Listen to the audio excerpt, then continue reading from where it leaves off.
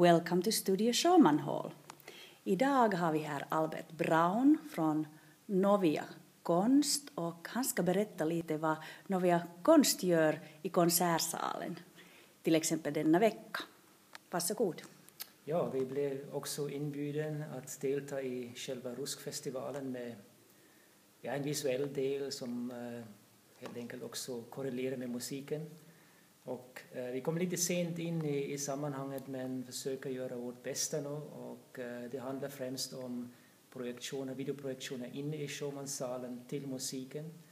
Och sen kommer en mer interaktiv videoperformance att hända utanför Schumannsalen i aulan efter lördagens konsert var det väl.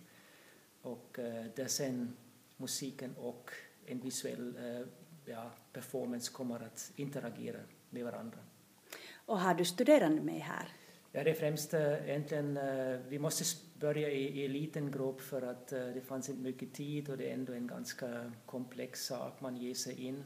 Så vi har några före detta studerande vi började med och sen också min kollega Joakim Finnholm som sen började fundera vilka andra studerande vi kan blanda in i projektet och vilka som också har tid och framförallt intresse att jobba för det. Men vi hoppas naturligtvis att det här kan leda till mera liknande samarbetsprojekt i framtiden när man nu har den här salen i huset och där kan man också göra annat än musik. Där kunde också göras performativa saker och så vidare. Det låter jättespännande. Vi får vänta på någonting i framtiden, säkert blir det mera samarbete åtminstone. Vi alla tycker så här.